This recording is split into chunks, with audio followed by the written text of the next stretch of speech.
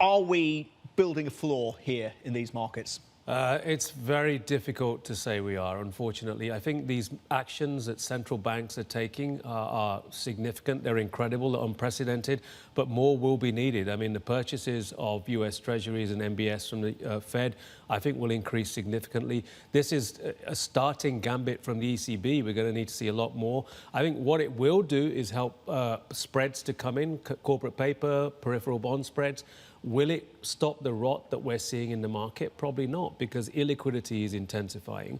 What we're seeing is really a fire sale of any asset. You mentioned gold and oil and, treasuries selling off. Part of that sell-off is probably because we're expecting to see massive fiscal stimulus as well.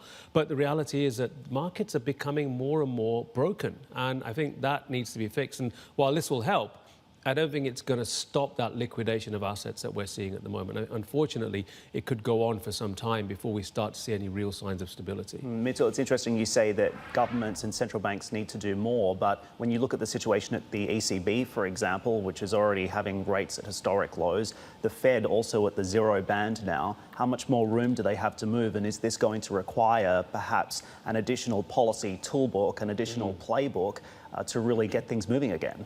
It's a good question. Look, I think from the Fed's perspective, they can step up their purchases of MBS and treasuries and try to even potentially buy other assets. There's a lot of pressure on the corporate bond market, and obviously that corporate credit, they're already starting to step that up. ECB have talked about this, and also in their 750 billion euro plan will help in that respect as well. But there's a limit for ECB. They have this 1/3 of each country's debt market they can buy.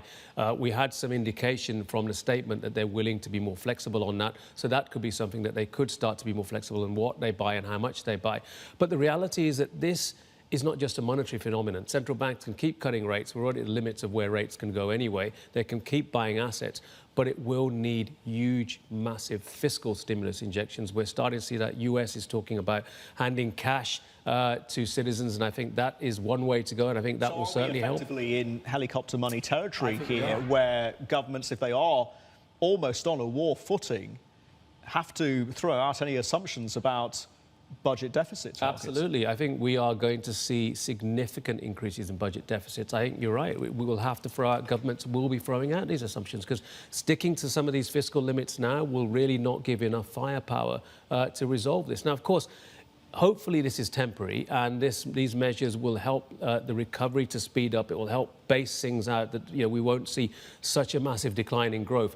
But the reality is that it will be needed for a while before we see any turnaround, and hopefully that fiscal picture could improve. But I think governments shouldn't be thinking about that at the moment. Just from the US perspective, we've seen these emergency rate cuts from the Fed, obviously the announcement of likely $1 trillion stimulus program as well. Is this going to be enough to avoid a recession in the United States, do you think? I don't think so. I think, look, this is definitely helpful. Having a $1.3 trillion stimulus package is obviously very beneficial, but the economy is heading for recession. The reality is that, even if you hand $1,000 to each person, are they going to go out and spend it? They're all sitting indoors. No one's, it's quarantines all over the country, not just in the US, of course, all over the world that's taking shape. So the reality is the demand side is what's being hit. Even for Asia, where we're starting to see an improvement on the supply side, China is getting back to work, for instance, we're now being hit by demand side pressure. So you can't ignore what the rest of the world is doing. And unfortunately, the rest of the world is slowing down dramatically.